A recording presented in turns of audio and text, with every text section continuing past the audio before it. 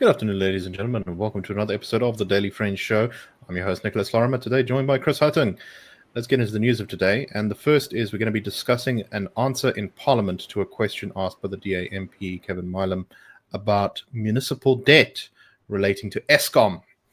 So according to the Minister of Energy, the total municipal debt owed by various municipalities to Eskom as of the 31st of January 2025 was 94.1 billion rand. And they, in their answer, gave a breakdown of which municipality owed which sums of money to making up that 94 billion rand. The most indebted to Eskom municipality in the country is Emalahleni municipality in Mpumalanga, which is around the town formerly known as Witbank, with about 10 billion rand in debt to Eskom. Maluti Upfront, local municipality in the Free State, which is the area around Harrismith, which has interestingly been governed by a non-ANC coalition of sort of former ANC members in the EFF and other small parties, is in second place with 8.7 billion rand in debt. Back only 3 years ago in 2022, that debt was at 6 billion rand, so it doesn't seem to be improving much. Mfuleni local municipality, which I believe is the south of Gauteng, sort of Vanderbijl Park, Vereniging, those areas, is at 8 billion. The city of Tshwane is at 6.1 billion rand, although the government indicates here that the payment arrangement they have with the city has been honored. The city of Joburg is at 4.5 billion rand in terms of money owed to Eskom. So clearly there's a very, very big sums of money here, and it's a major problem because, you know, as we can see in the case of Maluti Upfront, Eskom is really struggling to get this money, these payments back from the various municipalities. And I guess we have to start asking the question, which has been asked by the president: what is the long-term plan to improve the situation here? Eskom has this huge chunk of debt which may not entirely be recoverable on its books, which threatens its financial stability. And the president has talked in his State of the Nation speech about reforming how municipal finances are done. In many of these municipalities, you have the services break down, there's corruption which steals the money, so businesses move out, ratepayers move out, people stop paying because they're not receiving services or they don't want to, and it just creates this deteriorating cycle where, you know, the municipality has no income, but it can't fix anything either. Chris, what are your thoughts on this problem? So, I mean, this sort of thing has been many years in the making. So a combination of factors, municipalities, number one, not delivering services that they should be doing, and the funding that they do then get that they should recoup over time, they then don't pay back to entities like Eskom. And then maybe the second major factor is a lack of adherence to paying to citizens and ratepayers actually paying their rates. We've seen this isolated in some areas in Johannesburg, for example, but I think it's becoming more and more of a trend. And also, one can't really blame citizens when they don't get the service which they are promised. Yeah, exactly. I mean, if the municipality itself is not even paying the bills, why would people pay their rates? Yeah. So we've also now, I mean, added to this whole phenomenon. I know it's not specifically on this, but just this thing of double, triple, quadruple taxation, where people pay their rates anyway. Municipalities don't deliver services, so then they have to pay for things like private electricity, private water, private security, etc., etc. I mean, for Eskom, obviously the long-term impact is just because they haven't had the rest of their operations in order.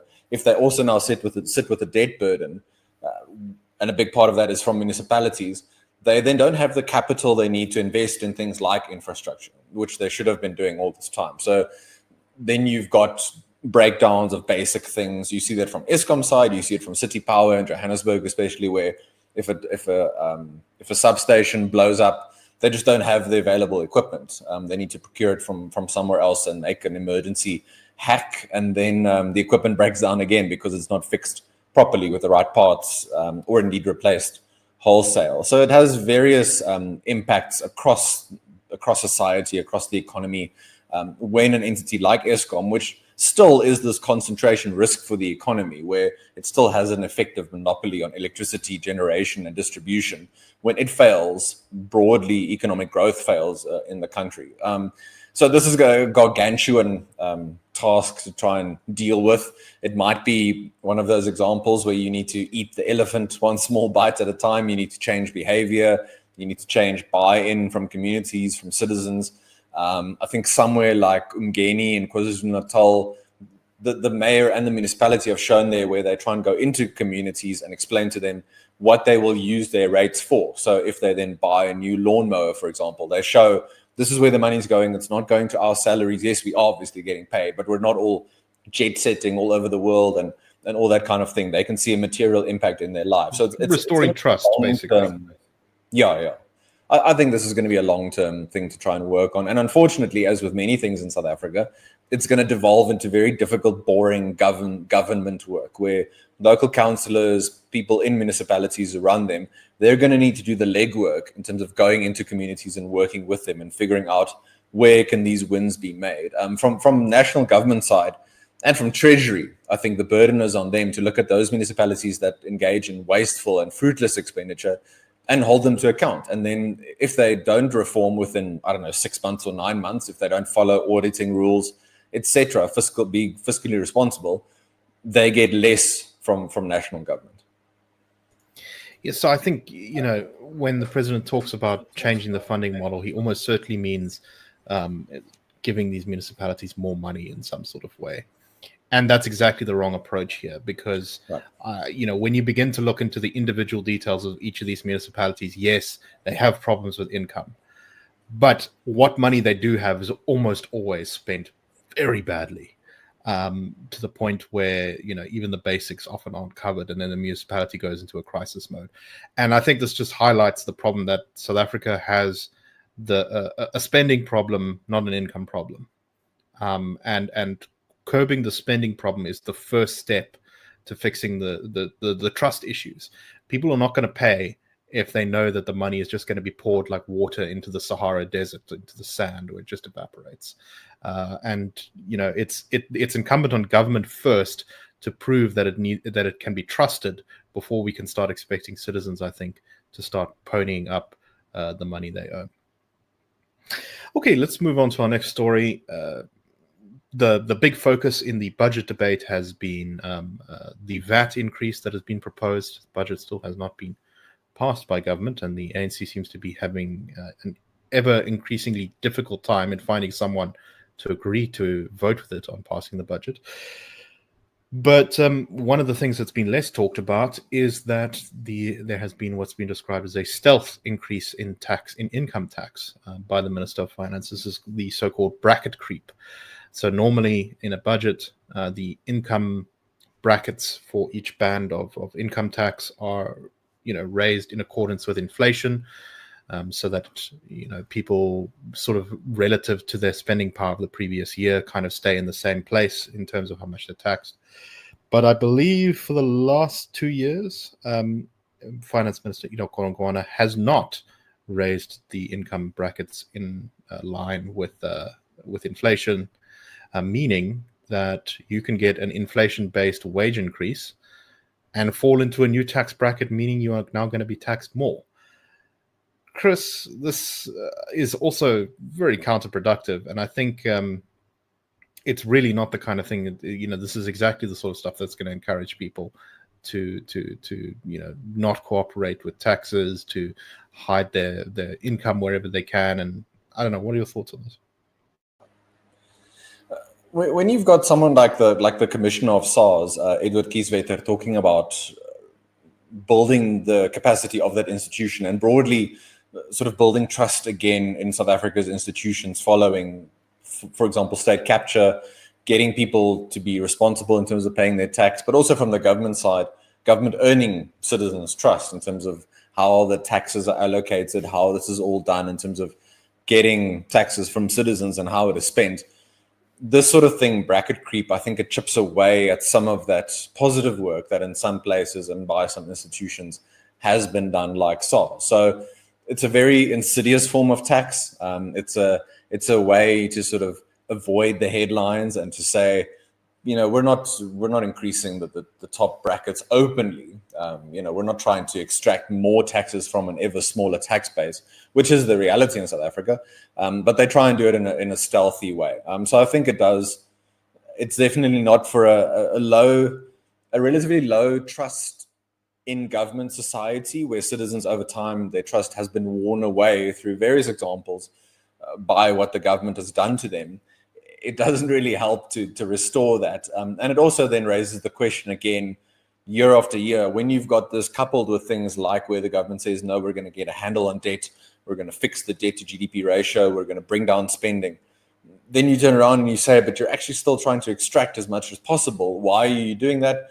Are you focusing really on bringing down wasteful and fruitless expenditure? Or do you just say that and you keep punting, sort of kicking for touch over time? It does also, just for international sentiment and international markets, it undermines the sort of picture of fiscal credibility that the government wants to present, because the rhetoric is one thing, but they'll go and look at the numbers, at the tables over time, and that tells you where government's priorities are. So they say they realize we're in this fiscal crunch, we need to deal with wasteful spending, but they don't do it in actuality. So I think they undercut their own argument and just buy-in from taxpayers in the long run. Exactly. It's the same thing as the rate stuff, which is that if government is just seen to be wasting money, you're just going to get, less cooperation, less enthusiasm. The worst case scenario, you end up with something like what happened in Greece, where you just have sort of mass portions of the population refusing to kind of cooperate at all with the tax system, which leads to a huge crisis of finances. Okay, let's move on to our last story. And this is two parts. One is, Chris, you've recently been to the US. So just your thoughts on what you saw while you were there, meeting with various think tanks and things. But also, the US has announced who its ambassador to South Africa is going to be. Now, there was rumors online that it was going to be former Tony Leon speechwriter Joel Pollak, but he, in fact, did not get the nod. In fact, the nominee for South African ambassador to South Africa is Leo Brent Bonzel III, who is a right-leaning pundit and commentator. He started a media watch group in the US. He's a nephew of the famous conservative thinker and author William F. Buckley Jr. But as far as I know, he doesn't have any real connections to South Africa. So this does seem like it's sort of I don't know what to call it, a loyalty appointment. Trump is rewarding someone who's been a close supporter of his. But I do think this probably is good news for the ANC, because I don't know much about the new ambassador, but I suspect it will take him a while to get up to speed with the sort of South African environment, which will give the ANC a little bit of breathing room. I don't know. What do you make of this, Chris? Yeah, just on that last point, much hinges on how, if at all, the ANC changes its rhetoric towards the US, and if it does pivot in that regard, if it continues to talk about ultra right-wing nationalist governments in places like the US. I mean, that just serves as a lightning rod. And maybe they're spoiling for a fight, but they don't realize they don't bring much leverage to this particular fight. So it might help them from a sentiment point of view and sort of rallying around the flag. But it doesn't serve South Africa's interest in terms of trade and investment relationships with the US, and also just from a diplomatic point of view, sort of building those relationships again, if indeed they can be rebuilt at all. I will say this particular nomination, it does seem to indicate that the administration from the US side, that the focus on South Africa has been more from a sort of rhetoric point of view, and we're not yet seeing, we might see things like targeted sanctions, etc., but we haven't seen yet the actions matching the rhetoric, where South Africa has been, maybe along with the EU and one or two other countries and regions, has been the focus for the administration in terms of rhetoric, but not yet in terms of sort of follow through. So maybe they're trying to play a longer game here, trying to see how the ANC reacts, if it does, if the GNU is different from what came before and they do pivot or not. So let's see exactly how that shakes out. Just a mention, one thing that I thought was interesting in my time in Washington was especially around how this idea of America first doesn't necessarily mean America alone. So what I mean by that is, yes, the US is going to be in some ways more inward looking and maybe in some ways more isolationist, but it's also going to want to retain influence and interest in some key regions. Whether it decides sub-Saharan Africa is that, it will want to partner with countries that actually shoulder some of that responsibility. So whether it's militarily, diplomatically, economically, but that extend more agency and ownership in their regions. I think one country that they could be looking at definitely is Rwanda. And if South Africa doesn't get its own house in order, the trend line is going to continue, that the US doesn't really want to actively partner with South Africa on a serious level. So that's just one main thing. There are many others that I sort of came across and learned in my time in Washington that were especially interesting. But I think that's maybe the main thing to take away. The analysis is easy to say. It's just America first. It's isolationist. It's going to retract completely.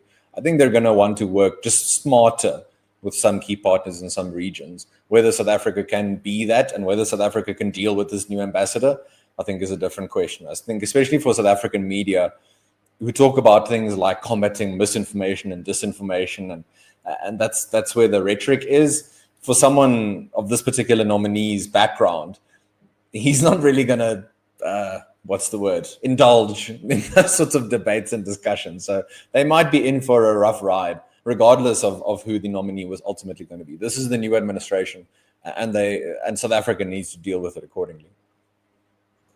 Interesting stuff. Okay, let us call it to a close there. Thank you very much for watching, and that's a wrap. The Daily Friend Show and The Daily Friend are a project of the Institute of Race Relations, the IRR. The IRR is a think tank which was founded in 1929 to study race relations in South Africa and works to change government policy to improve race relations through non-racialism and to ensure the prosperity of all South Africans. If you like our work and would like to support us, please go to irr.org.za and click Support the IRR. Or you can go to thedailyfriend.co.za and click the Fund Us button.